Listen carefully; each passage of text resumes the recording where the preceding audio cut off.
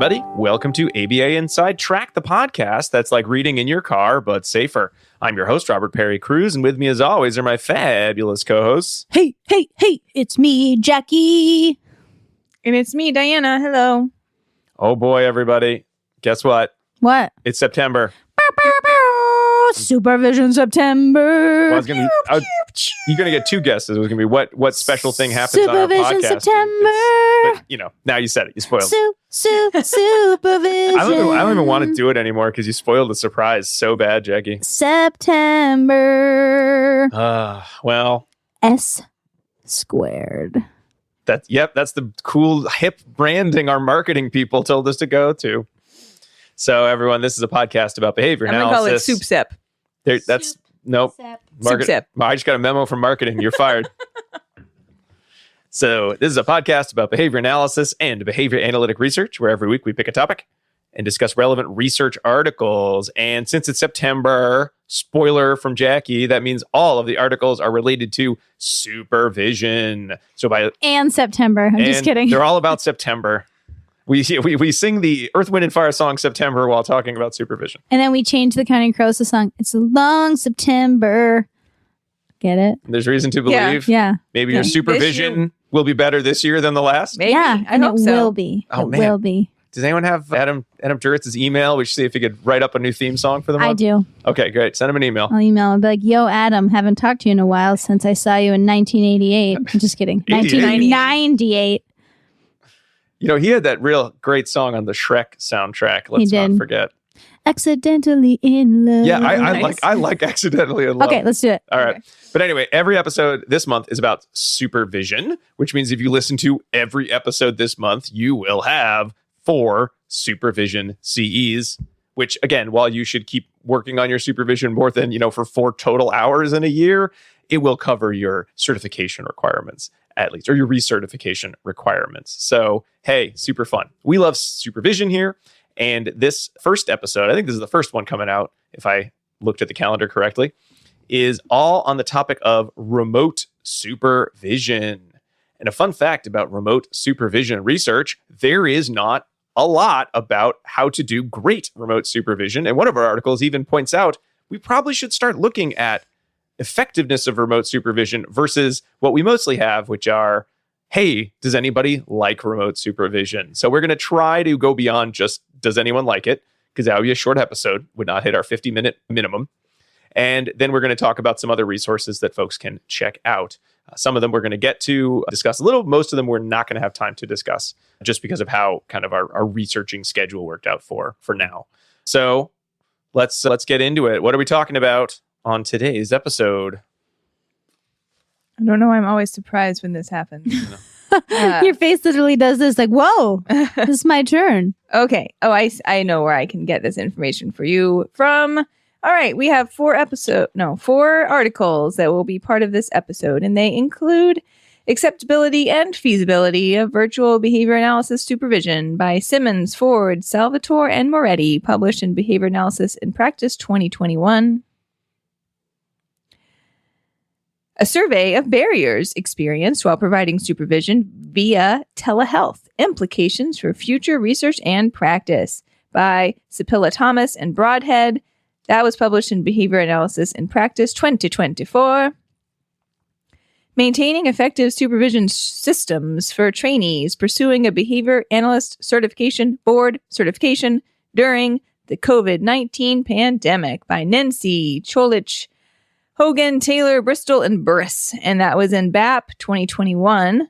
And finally, Schools Out for COVID-19, 50 Ways BCBA Trainees in Special Education Settings Can Accrue Independent Fieldwork Experience Hours During the Pandemic by Frenopfel and Demchak, published in BAP 2020. All right. So there is one resource that we are not going to be talking about other than this initial, which is Britton and Shikoria's remote supervision kind of field work book. And that's Matt Shikoria, our friend Matt Shikoria, host of Behavioral Observations. We did not get to this book, not because we didn't want to. I have a copy of it, and I have gone through like a couple of the chapters. It is very practice focused, which is awesome. I love that. However, we are wrapping up the summer of book clubs, including a book club book that we had already decided upon doing back in June or something. So we did not have time to add another book that would get a full like book club episode, full discussion. So I think we're going to come back to that one in the future. Yeah, in the future. We did not get to it in time. So maybe next year. Maybe next year. But if you were interested, Ciplia Thomas and Broadhead did do a 2020 book review of Britton and Scoria's remote supervision book in BAP. They liked it a lot. They said it was very practical. I can tell you from looking through it, it is a quick read and it is here are a bunch of awesome activities you can do for remote supervision. And we almost did the Ciplia Thomas Broadhead article, but that seemed like even worse than just waiting and then doing the full book in the future. Here's an article discussing a book that we didn't get a chance to read. So we're sorry we did not get to that, but I would definitely recommend for folks who are just about to do remote supervision or are thinking of adding more activities, it is a really nice addition to your catalog from what I have read so far. I have not done like a thorough deep dive into the whole book, but some of the activities I've looked at, I plucked one or two out and I've kind of thrown in I want to do this in the future. So again, great. I think a good resource to add there, but we're not going to be able to give it a full good discussion. So that's really all we're going to have to say about that for now. Sorry. But maybe but hopefully next year or another chunk of time we'll come back to it. I think people listening to this are probably like looking for additional resources. And so part of this episode is pointing people toward what is out there. And that's one of the things that's out there if you want to delve into it further. Yeah. Listener. I don't need to delve into it. Well, I do need to delve into it further. I already own the book, so I'm good. And you therefore own it too. Anywho. Some of these articles are like pandemic related, which I think we're going to be able to skip over that part. Yeah. The key part of all this kind of pandemic research is, hey, remember that time when everyone was like, I don't know if remote's for me. And then the federal government said, guess what? Remote's for you. And we all had to sort of figure out what that meant. And now the decision is, do we continue with remote? Is there a reason you do remote? Are there reasons you wouldn't do remote? If you do remote, how would you do it? So now it's a flexible question. But there was a period in time not so long ago when it was a mandatory requirement in many places. Yeah, so it kind of opened up options for people. And in many places, the density of the population is a lot more spread out, and it may be a lot harder to do in-person supervision, both of clients and supervisees. And this opens up some new avenues by which that can occur. But we do want to make sure that the proper, procedures are in place such that quality supervision is being provided underneath that set of circumstances. So that's kind of where this has led us in this convo. But if you were like worried based on the titles of these articles that we're just going to rehash the pandemic, no one wants to do that, including us. So that's not going to be the focus here. No. All right. So Jackie, why don't you start us off talking a little bit about, telehealth and remote supervision, what it is, what it isn't. Yeah, I thought it would be helpful to do some termies, because everyone likes that before we start. And so I wanted to first tell you about telehealth and what that means, because it's a word that's thrown around a lot, right? And so the American Telemedicine Association had defined telehealth as the use of electronic information and telecommunication technologies to support long-distance critical health care, patient and professional health-related education, public health, and health administration. So that would include if you're doing parent training over Zoom or DoxyMe. So hopefully your Zoom is HIPAA compliant. That is if you're doing, you're doing some client sessions over any of those platforms where you're watching the client and you're instructing the caregiver to do something related to the client for technology. Or it also can include when you're providing supervision to a supervisee or a trainee via a virtual mode, right? But you have to see each other. So like a face-to-face mode, like on Zoom or DoxyMe.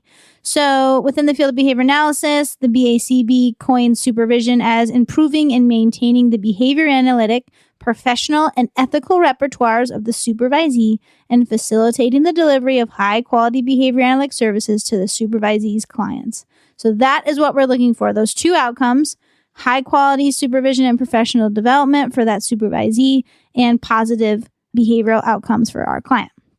So in order to be a supervisor, according to the BACB, being a supervisor for someone that is going to eventually sit for certification test, they have to meet the requirements for supervision, which include having a BCBA certification in good standing, meaning you're not on some violation hold, you're not suspended, you passed the exam. You also have to complete the 8-hour supervision training at some point in your life, if you have just passed, surprisingly, and maintain your certification. I was like, surprisingly, you don't have to redo that, but that's why, because you have to maintain those. That's why we're doing these episodes. Yep, that's true. I love that just didn't all the register. Just fell into place right all there. these years of these 4 supervision episodes we've done. Why? But yeah, that's why. And if you haven't had your certification for more than a year, you have to have a mentor that's mentoring you while you supervise, right? So double supervision. You have to have double supervision. And then that supervisor has to sign off each month that you've met about supervision. And that's a relatively new requirement. So everyone hopefully knows about that one. And when we are going through all these different articles, there will be discussion of a supervisee and a trainee. And those could be the same person, but could not be. But more specifically, the BACB defines a supervisee as any individual whose behavior service delivery is overseen by a behavior analyst within the context of a defined agreed upon relationship. And the supervisee is one that is going to get certification for the BACB exam, whereas a trainee might be under that contract, but is not pursuing the BACB certification exam. So it's weird because it is weird. I don't love it. I would like them to flip those because when I think about it, I always think of, well, a trainee is someone who's going to be a BCBA and a supervisee is someone who is getting supervised by me for whatever reason, insurance reasons, best practice reasons, all the above reasons. So really supervision, the reason that we have Supervision September, right, is because supervision is super critical to our field. Previous research showed that if you have high quality supervision and you meet many times, right, more than just one time, you would increase positive client outcomes. You can provide professional development opportunities for both the supervisor and the supervisee. You can increase the ethical behaviors of the supervisee and future practitioners because of this high quality supervision. There's greater consumer protection because someone that has more knowledge and experience has eyes on the client.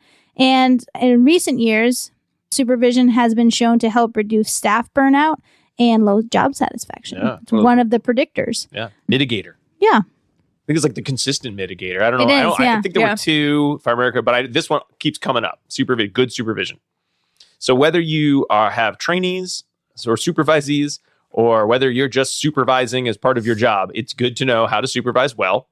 And many, many people these days are probably doing supervision remotely for a number of reasons. I work with I don't work directly with, but I'll consult with lots of outside BCBAs, and they are almost always remote.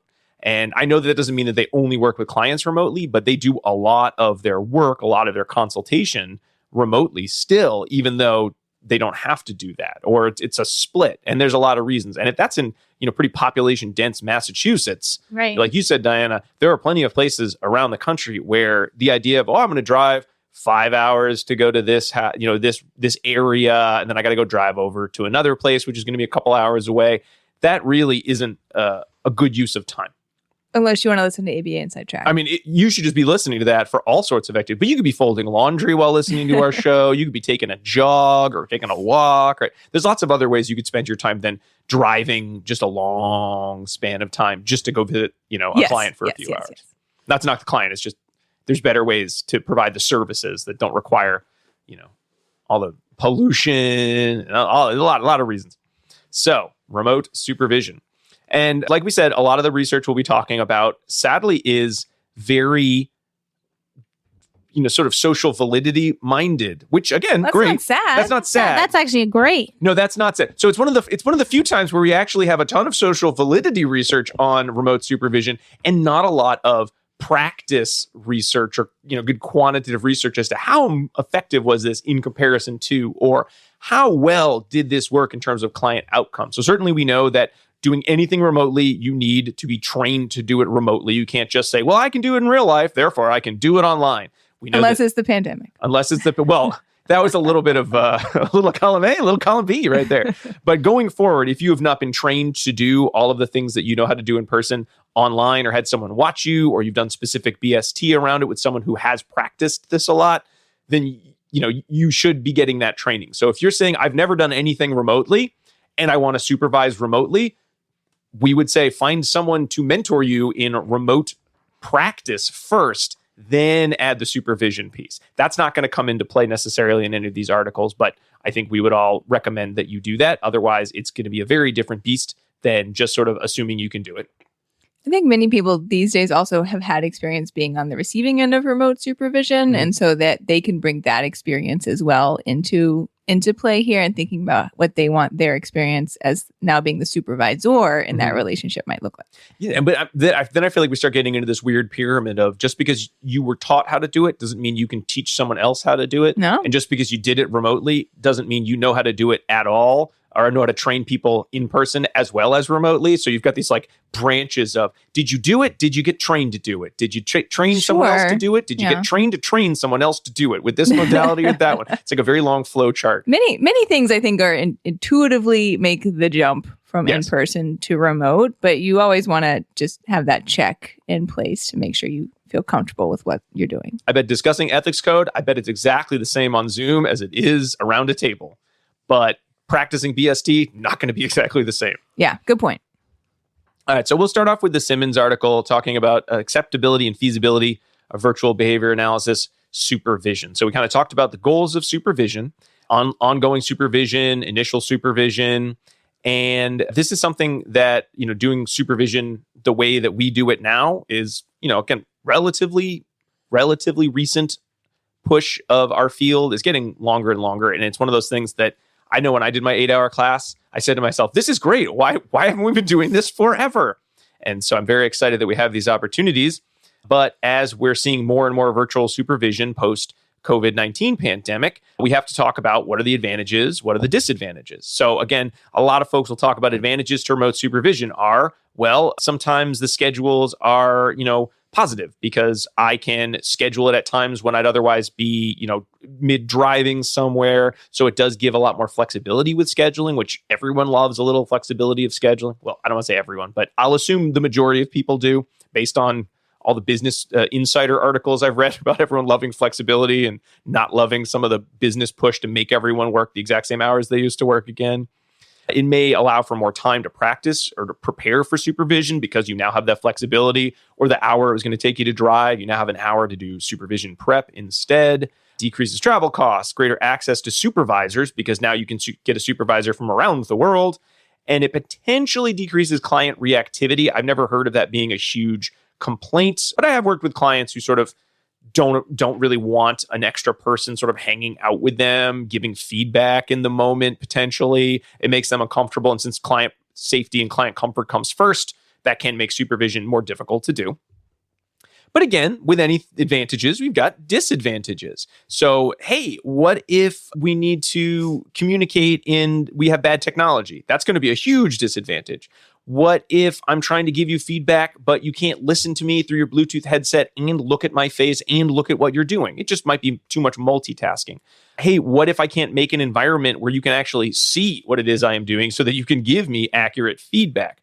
That's a real problem. Hey, what if I'm using my supervision time to shop on Amazon using a different tab? A real problem for everybody. You mean, I'm just kidding. You mean a benefit?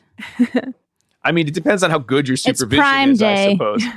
You know what? That's one of the measures. We always talk about how are we measuring our effective supervision. Like, hey, spot check, supervisee. How many tabs do you have open right now? And if the answer is, 1,000, and they're not related to supervision, that might be a measure of you're not keeping. I always have 1,000 tabs open. That's has nothing to do. Oh, okay. So it's not a good measure. No. It's not valid? Doesn't mean I'm using them all. Okay. I just need them. All right.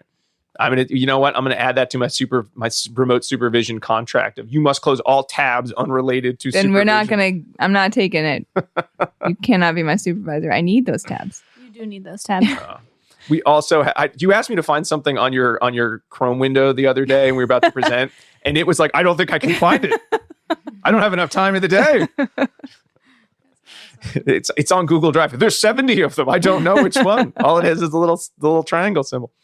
Anywho, you also have the issue of, are you able to accurately read body language? Either the supervisee reading yours or you're reading theirs over Zoom. You could be missing their sense of they're getting frustrated or they're getting annoyed because you might not be seeing it. You could pick it up in real life, but maybe it's harder over Zoom. And then also confidentiality too. How are we maintaining confidentiality when we're, recording everything that somebody is doing?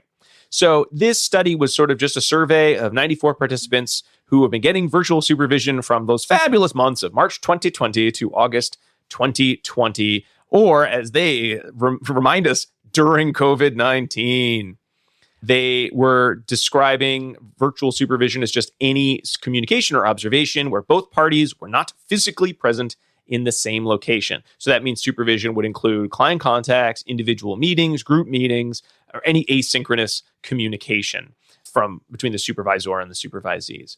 And the questions about the survey really had to do with what was the satisfaction with virtual individual supervision sessions? How did you like the changes in how your individual supervision looked? What was what was your satisfaction with virtual group supervision? What changes occurred? And then they looked more specifically at questions related to supervisor availability, the supervisor responsiveness, preparedness, engagement, their feelings of effectiveness of their supervision, stress level, mood, feelings of preparedness and comfort during the sessions of the respondent themselves. Like, did you like this? Did you feel comfortable? And it was kind of just a bunch of Likert scales in each domain. They did some statistics. They also did some open-ended qualitative research, which feels like that's like the buzzword. I feel like it's Pee-wee's Playhouse. Like when we say qualitative, everyone should scream really loud. What's the word of the day? Yeah, it's been a real talk about qualitative theme analysis. Look at our podcast, AI transcript, qualitative. It's coming up a lot. So this is a small sample. So it's a preliminary investigation of participants from 24 states, mostly New Jersey, Pennsylvania, and California respondents. People between 21 to 55 years old, predominantly female, majority white. So what you usually see in these demographics studies. And a number of them were, they were all getting supervision from 1 to 3 months up to 4+ years. They were getting their supervision. And they basically asked them questions about what were you doing before COVID? What were you doing during the current lockdowns? Because again, a lot of people were doing in-person exclusively. A couple were doing hybrid remote supervision. And then after the lockdowns, the majority were doing virtual services themselves, as well as virtual supervision. So you've got some people who could give an impression of how it changed based on just pre and during pandemic, but a lot of people are giving you their impressions of how did things change in terms of supervision going from fully in person or almost all in person to pretty much fully remote.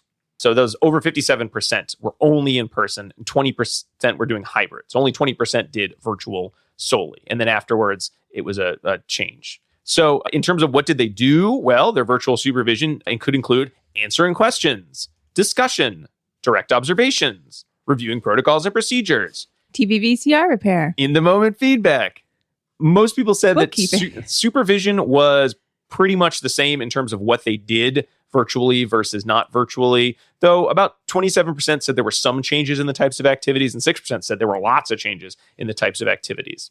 For the most part, there was a slight decrease in satisfaction levels with the change to virtual. 42% were greatly satisfied, 43% were satisfied pre-COVID-19. And during, there was a decrease to about 35% satisfied, 35% greatly satisfied. But there might be a lot of reasons that they were less satisfied during that period in their lives. So a lot going on. Who can say? Statistically significant in terms of results. So like, how did you think before and how do you think after? Really, there weren't a ton of kind of good statistics that you could hang your hat on. However, it did appear that the length of the supervisory relationship did relate to satisfaction with group supervision, where people who'd been supervised for longer by their current BCBA actually had lower satisfaction with their group supervisions. Could be just that change in the amount of attention that they were getting or the types of activities they were able to do, as well as a difference between age and satisfaction with individual supervision. So satisfaction increased with the age of the supervisee, which I'm not sure why that would be. I provide a lot of group supervision, both in person and via the computer. And I do think it is hard when it is a virtual group to try to have the group gel, contribute as a group and to get the feel of what's going on. Mm-hmm. Whereas in person, it just becomes a lot more natural. I don't know, that's just me, but it's sometimes they're trying to get people to share and it's right. Mm-hmm. Well, can be more difficult and just harder to read, is everybody with me or not with me? I think also the added distraction is one of the barriers of having individual supervision to a degree, but I think group supervision, it's very compounded. It was one of the things I was going to talk about in my Yeah. when I talk about my study, is that you don't know what other people, what they're doing, right? Because there's so many other things Shopping. that they could be doing. They could be shoe shopping. They could be just staring off into space, right? And looking like they're looking. They could have a avatar. Like one of our colleagues has a wonderful avatar when he is in a meeting, and it is him just going, nodding and looking, but he's actually not there, right? And so I think that poses its own barrier to have effective group supervision. Usually individual supervision, you can't really get away with much, right? It's harder because it's just one and you're like, you're not looking at the screen. What are you doing? I can see the Amazon page through your glasses. Yeah, you gotta be careful of that. But yeah, so that's a challenge in itself, right? Because it maybe they have like a filter on in the background, so you don't know that there's like a kid and a husband and a dog. Yeah. And that's fine, I think, because we don't need to have that privy into people's personal spaces and lives. I know that was a big issue pandemic time. We definitely don't. But it's true that you don't know what other distractions may be happening in there. So the majority of respondents reported they preferred in person. So 51%, that was kind of a minor majority. Then hybrid, 21%. And only 7% said that they preferred virtual. And then 7% said they had no preference. So overall, I don't think the most supervisees, at least, don't want to extrapolate too much. Most people would still prefer to do in person if possible. At least a measurement of how effective they felt. That was their preference. In terms of how effective they felt supervision was, is pretty similar. 50% said in-person supervision is more effective. 23% said hybrid. 12% no preference. Only 2% though said, I think the virtual supervision, is most effective matter. And again, the weird thing, another statistic they found here was that supervisors who had been BCBAs for shorter amounts of time, so less than a year, actually received higher scores for how effective or perceived effectiveness, which you would think, well, less than 1 year of supervision, you're probably not the greatest supervisor in the world. But at least in this case, there was a sense that for virtual supervision, they were more effective than supervisors who had been supervisors for longer. Because they could figure out how to work Zoom. I know, yeah. There is kind of an age bias with that with that statistical finding of because the old people took too long to turn Zoom on. They have to turn their camera off. You're on mute. Talking into their blender because they're so old and infirm at virtual supervision. Oh boy! Remember we used to make those? Did we ever make those jokes when we were still young people, or have we always been old people since we did this show? On, please. Okay. All right. So moving on there. So again, it does seem that the preferences are mostly for in-person or for hybrid as their most effective and preferred modalities. A couple, interesting statistical findings, but it was like 94 people, so we can't do too much with that. They did notice some themes that came out in their qualitative data on in-person supervision. In-person supervision was reported as usually being easier to implement specific supervision strategies, easier to provide feedback, better rapport and engagement. Surprisingly, when you're in person, you have fewer technological challenges. Wow. Easier data collection and graphing, and greater supervision preparedness were some of the themes. For virtual supervision, some of the themes of respondents were, this was a greater use of our resources, this was a greater use of our time, greater financial savings. Perception of the environment actually came out as a theme of this was better. And, they kind of liked how many things you could do using a virtual platform. So not that they didn't like virtual supervision, there are some cool things you could do with it. Hybrid kind of had some themes around flexibility and balance and better use of resources. So kind of like what you'd expect. So certainly a lot of areas that we could continue exploring as we move from, social validity to effectiveness studies. What are the savings in terms of scheduling? We talk about flexible scheduling, but how much saving in resources and time really comes from doing virtual supervision? Like at Stop and Shop, and they're like, savings? Yeah. That's a local joke. For businesses, does virtual supervision actually allow BCBAs to take on more clients or trainees in a way that is meaningful and still provides quality services? How do we make sure that we're doing good observation of our trainees online? How do we make sure that we have, does it matter for client reactivity? You kind of mentioned that could be a thing. How well are we training people to use kind of HIPAA compliant software and to think of confidentiality virtually versus in person? Can I just say, we are we're talking about all of these like potential disadvantages to this because we're like living it and in the midst of what it is actually like to do this. But if 50 years ago you told people you can meet with people who are in different spaces than you and see their face in real time on a screen and talk to them in real time, and it would allow you to have your outreach be magnified, X number of time just by removing this component of traveling, everyone would be amazed and astounded. And it's a huge advantage of this that I feel like because we are in the midst of it, we kind of like gloss over. But this is incredible that we are able to do this, even with its like funny little issues that it has. It's amazing, right? We are living the future.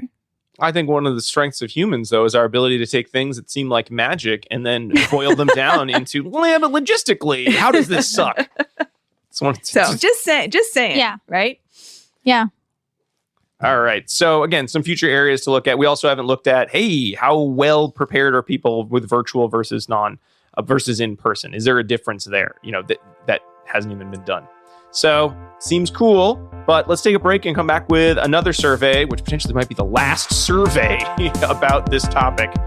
So we'll be right back.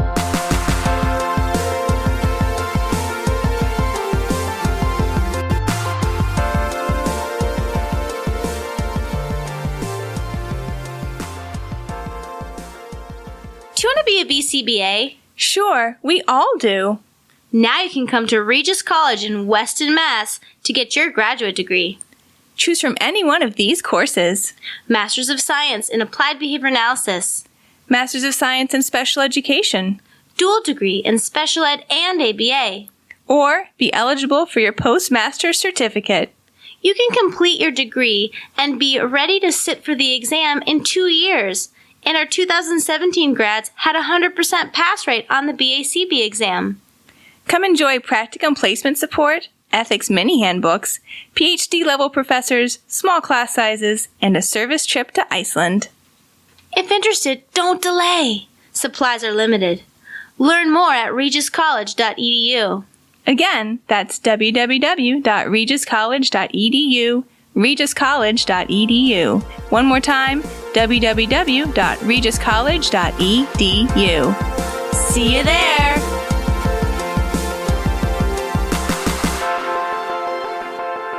And we are back talking about remote supervision. But before we get back to our conversation, I want to remind our listeners that ABA Inside Track is ACE, QABA, and IBAO approved.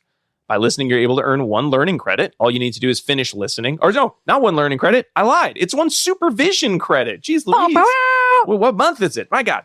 Yes, 1 supervision credit. All you need to do is finish listening, then click on the link in the show notes or go to abainsidetrack.com to put in some key information. And that includes information about you.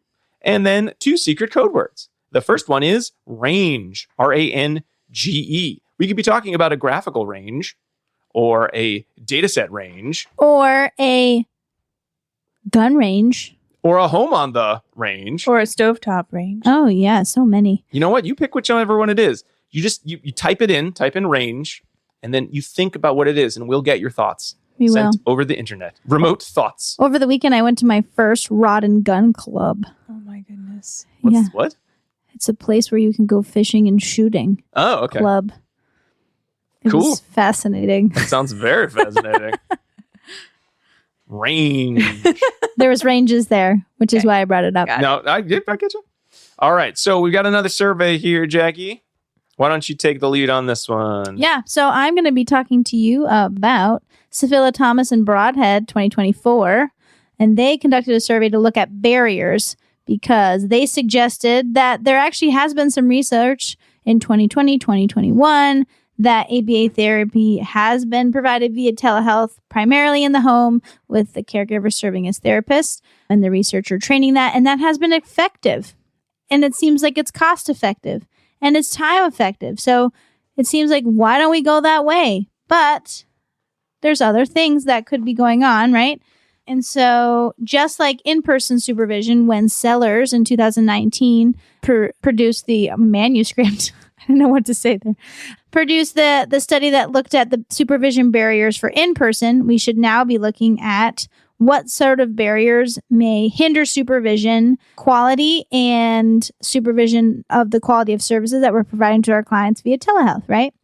Remember, barriers will typically affect both the BCBA and the supervisee and may lead to job satisfaction. They may put the clients at risk.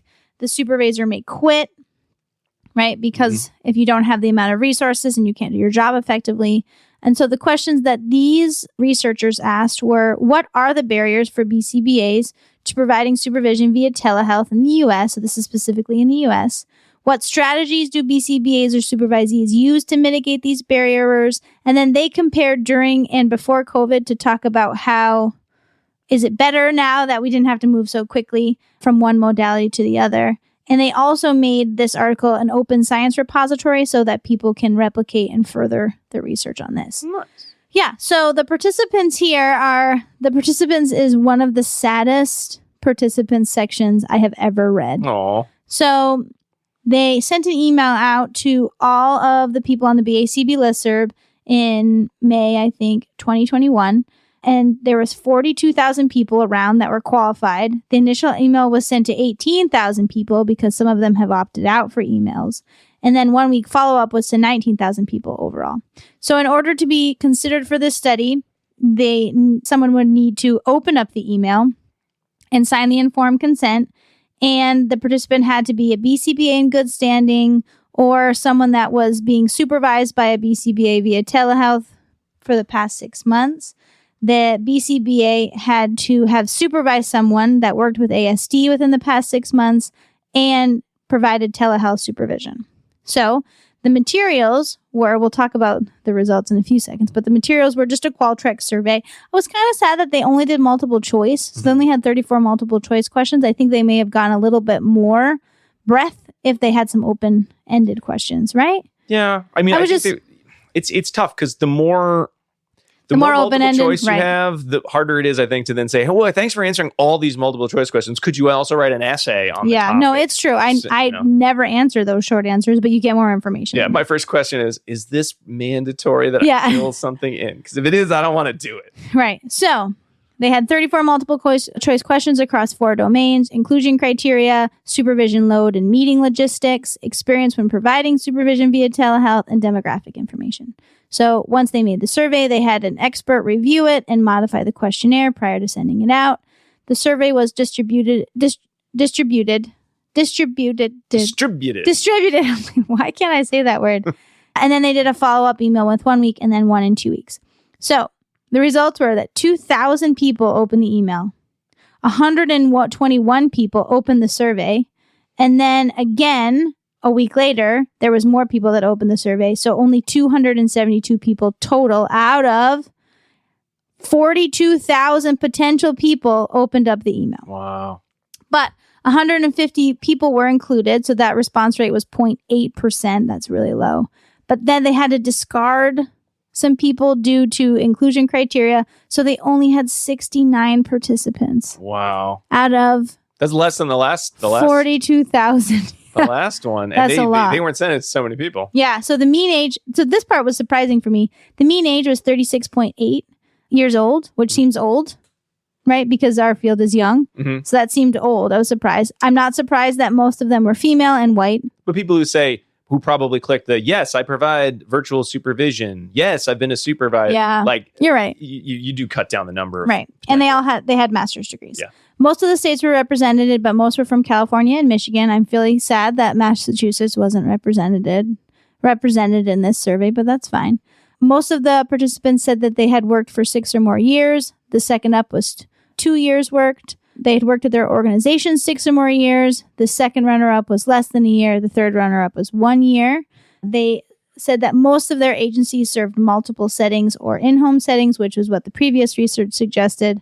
And most of the supervisors said they supervised 1, 2, or 3 individuals via telehealth over the past 6 months, with their clients being elementary school students, because there's an A in it, elementary, that's how I say it, and or early intervention. So then they asked how many times they had supervised.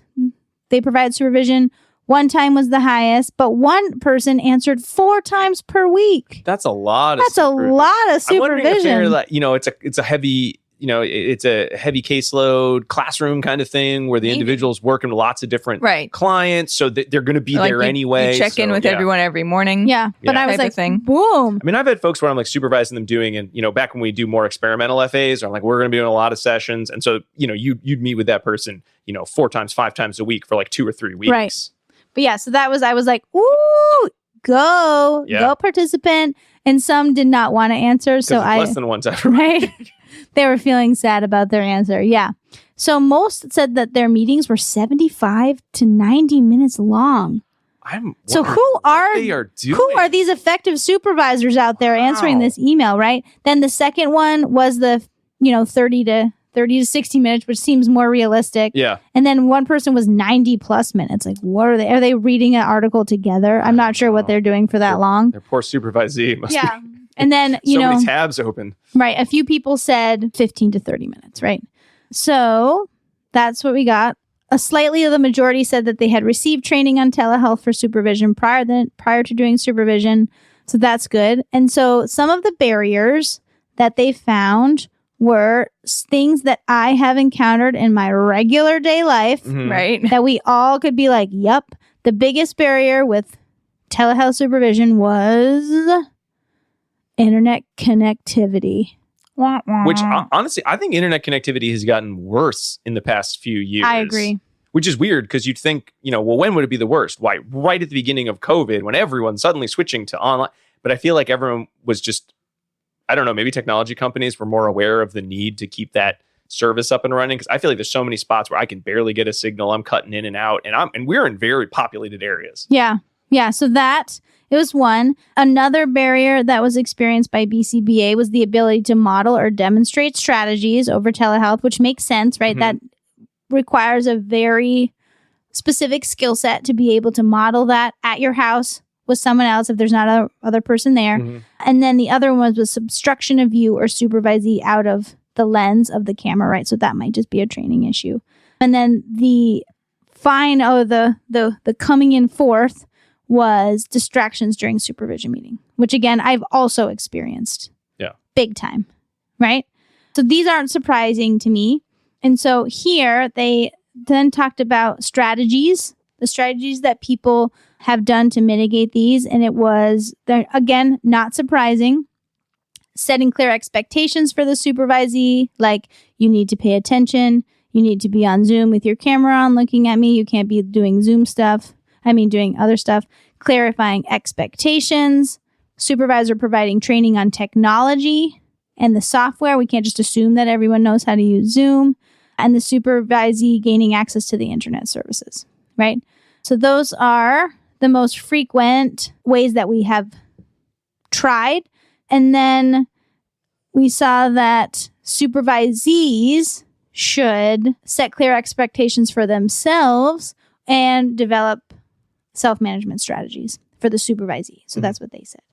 So that's really interesting. And then they looked at whether initial training helped, and they said no, it didn't. So if you have initial training on telehealth, it didn't help mitigate these barriers that were happening during telehealth supervision sessions. So then they recommended that organizations should train BCBAs on supervision via telehealth, but specifically target what to do in each of these different barriers that the survey suggests. Invest in the internet was one. If only I could buy more stock in internet, I'd be rich. And then Plastics. Yeah, at the individual level, really making sure you're setting clear expectations about what supervision is, what it's going to look like via telehealth. I just thought that was kind of fascinating. And then they really call out the need to do future research, right? Because we don't have any on that. But one thing I do love is they have this beautiful table and they label all of the barriers, whether it is a supervisor problem, a supervisee problem, and then the citation where you can find an answer. Yeah. So I do like that part. That was really comprehensive. And some of those we covered. We actually did an episode on telehealth where we talked about barriers pre-pandemic when there were only 6 articles about telehealth. Yep. Yeah. And we did almost all of them. Yeah. So that was pretty cool. But we do need to do some more research, right? We don't have any direct empirical research in this field. So they're like, please do some. All right. So we're going to kind of wrap up looking at NINSEE et al. And a little bit of Fronopful and DemCheck as sort of just some general recommendations that they have. So in terms of we need more studies, but since we don't have them, here's some ideas for you. And again, Britton and Chikoria's book would be another great place to find a ton of resources. But since we do want to give that more time than we have today, we'll be coming back to that again in the future. So these would be some ideas to keep in mind. Again, for a lot of folks, you're not going to be changing your practice too much when it comes to remote supervision versus in-person supervision. And I do really like Fronopful and DemCheck. It's 50 things to do while your school is closed and you're in lockdown. So even though it was written for a very specific time in history, I think a lot of the skills and a lot of the activities that they describe are really great ones that if you don't have kind of that pattern in your repertoire, your supervision kind of package that you do, you really should get into it. So I'm not going to go over all 50 of them. You know, they sort of talk about how you can do analysis and data, how you can do instructional plans and behavior support plan work, how you can do skill acquisition plans, how you can do assessment when you don't have a client in front of you. And a lot of it has to do with using data sets rather than using, actual client data or using old client data. So again, if you're a supervisor and you don't sort of have packages of practice tasks that you do where you're looking at model data to practice, you really should add that into your repertoire, especially because some of the individuals you work with may not have clients who you can do direct observation of for a number of reasons. Could be confidentiality, could be the intensity of the case is beyond what you think would be appropriate supervision, because we don't want our supervisees saying, here's your first behavior plan. This is the toughest kid that anyone has ever had to support in terms of just the severity of challenging behavior. And it's your first time, so it's going to be great. Like, we really want our supervisees doing their supervision activities kind of easy the first time. But basically it boils down to, hey, what is the skill you need to work on? Well, what's the research that we could read about this skill? Well, let's role play doing the skill. Well, possibly now you'll do the direct observation of your supervisee doing the skill. If not, let's talk about what this would look like in terms of behavior skills training. Now you practice that with me. So you can get a lot of work done, a lot of unrestricted hours done without actually working directly with clients. So if you don't have some sort of rainy day packages like that, it really just takes that situation of, let's look at the task list. Here's the relevant research articles. You find one. Let's discuss them. Let's role play. And then you would probably do your direct observation. You don't have to do that slavishly for every piece of the task list because you'll run out of time. But again, some good rainy day ideas there. Diana, what were some of the kind of the big take home ideas that you found in the NINSEE et al. Paper? Yeah, so this paper, like I said before, is pretty pandemic focused. So a lot of it, when you read it now, you're like, oh yes, that was a time and a place, and I'm glad to have moved past it.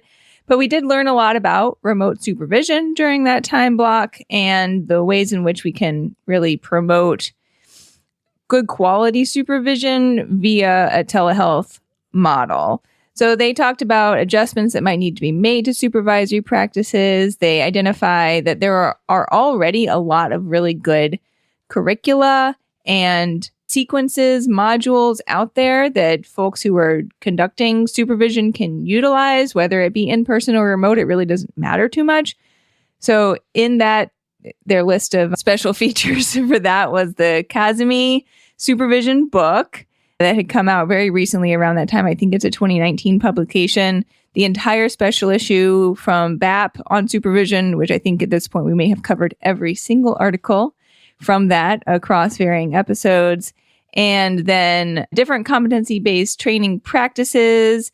They list a few options there, but the Britton and Chikoria remote supervision book definitely came up as a good model, as you said, Rob, that's going to provide a lot of practical application of supervisory issues. I think the Kazemi might be the previous task list. I don't know if they have an updated version yet. Oh, I didn't think about that. And it is more for supervisees, but I have heard from supervisors that it provides some really good, I want to have all the information in one place. I think Britton and Chikoria, it's another thing too, of I want to have all the great research that I've seen in one place, which can be very helpful. So those are, I think, good resources for that. Yeah. And so their whole approach here is that you should be identifying what your individual trainee or supervisee's needs are via some type of individual needs assessment, and then establishing from there a fieldwork plan for them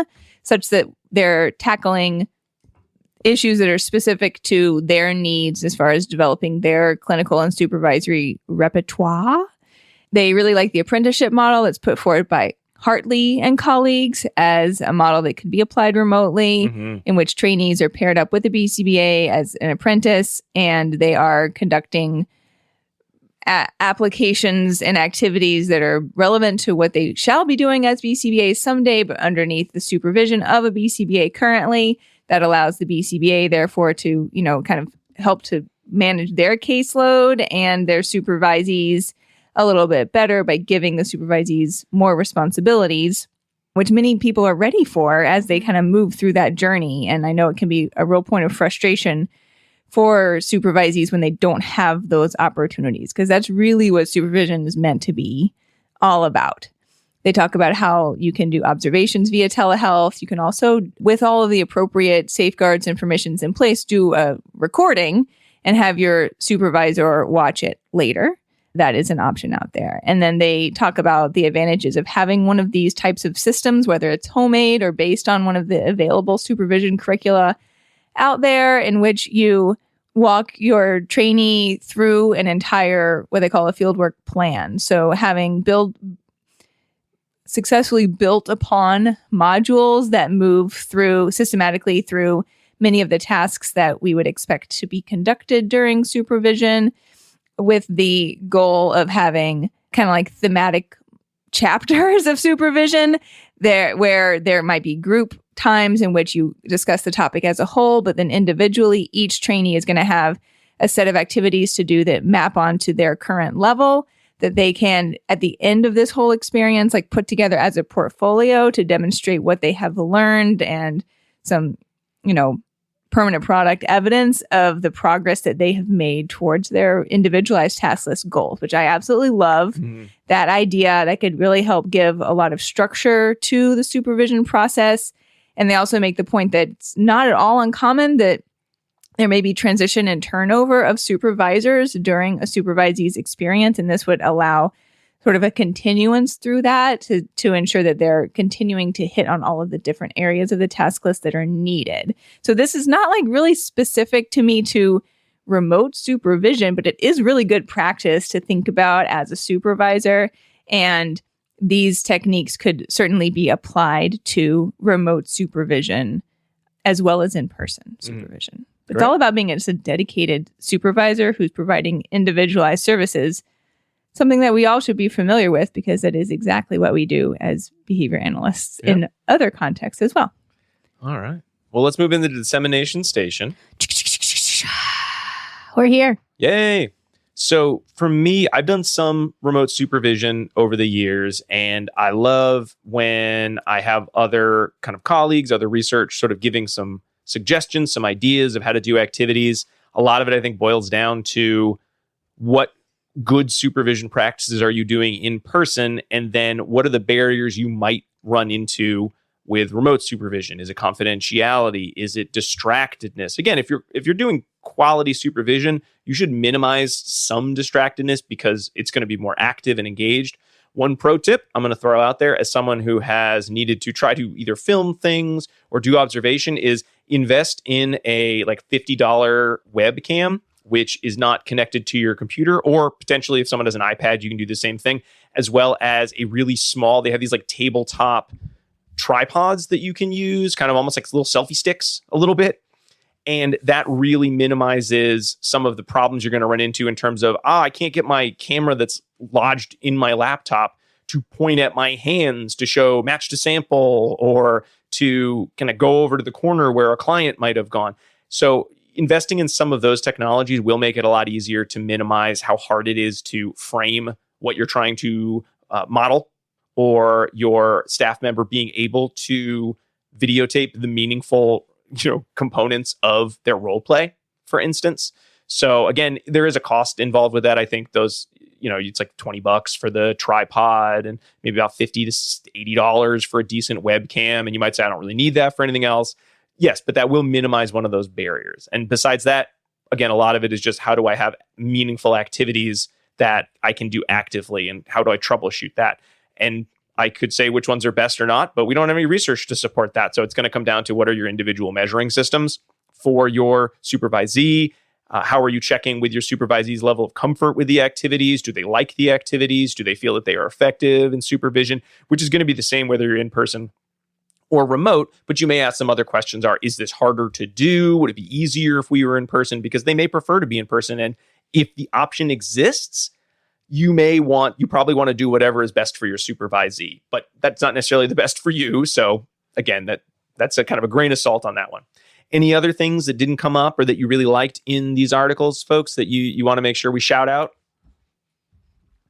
I think it's hard to measure the effects of supervision because it is kind of a long-going process that's occurring in conjunction very often with folks being in school and also gaining clinical experience. So it's a tough one to just isolate in order to get these pieces of quantitative data that I think we're kind of would like to see. But it doesn't mean that we shouldn't find ways to do that in the research side. I don't doubt that supervision is effective. I also wouldn't be shocked if we didn't see big differences between in-person and remote supervision on the outcomes side, but it still would be a good and best practice to have those data points for us to be able to talk more fully about the effects of supervision and remote supervision specifically. Okay.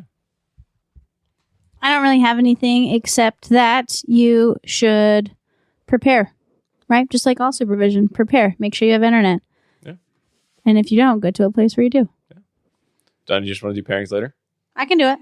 Okay. I can do pairings. You want to do pairings? Yeah. Okay. All right. So now it's time for the last section of the show, pairings. Unfortunately, Diana had to step out. So Jackie is going to step in to pairings. Yes. And there's only two of us. So that makes more sense for pairings. It does, because we're a pair right now. Okay, so if you are interested in other episodes that we have talked about telehealth, you can check out episode 88 where we talked about the ethics of telehealth, and you can get an ethics CEU there. You can look at episode 120 where we have a telehealth grab bag. That's crazy. We talk about a teleconsultation with Dr. Aaron Fisher in episode 224. That was a fun episode. That was a fun episode. We talk about supervision, the Hartley article, in episode 142. And we talk about supervision in health sports with Dr. Mallory Quinn in episode 272. And we talk about the future of supervision in episode 63 with Dr. Jamie Hughes-Leica. And as always, Diana has picked us a delicious snack to pair with this episode. And it is the TV dinner, like Hungry Man. Like a Hungry Man dinner, or I liked Kid Cuisine. Oh, Kid Cuisine that honestly was a treat for me. I loved the marketing of that so much that I would be like, this is kind of gross, but I have to eat my whole Kid Cuisine. Yeah, right. They're like, oh, I'm going to get the macaroni and cheese and the yucky hot dog. Oh, and the nasty, like really poorly frozen vegetables. Gross, but I loved it too. Yeah. It was like, my mom's like, look, I got you a Kid Cuisine. And I was like, boom, my life is made. So yeah, so you can eat this TV dinner because I imagine that Diana thought about it because in the future when the TV dinner was made, it was revolutionary. Mm-hmm. So telehealth is probably revolutionary. That's a good, a good thought. I was really wondering, like, what was it? Because it's compartmentalized into separate sections? I think it's this. I think it's that at the time, like, wow, it's new and something. And now it's just, they're just there. Okay. Well, thanks, folks, for listening to ABA Inside Track. We hope you enjoyed the first of our Supervision September episodes. We've got more coming up to get a total of 4 supervision credits. How do you get those supervision credits? Well, you're going to need to, listen to the whole episode and then put in your 2 secret code words. I'll give you the second one right now. It is spaghetti, SPAGHETTI. Is it TV dinner spaghetti? Is it fresh cooked spaghetti? Who knows? But the code word is spaghetti.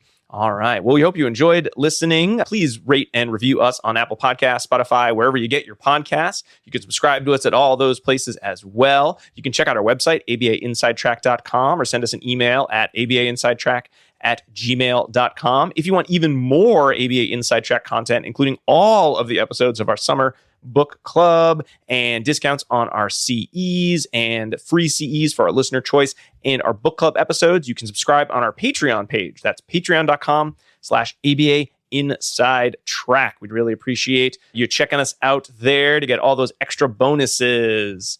And some final thanks. Thanks to Dr. Jim Carr for recording our intro and outro music, Kyle Sturry for our interstitial music, and Dan Thabit of the Podcast Doctors for his amazing editing work.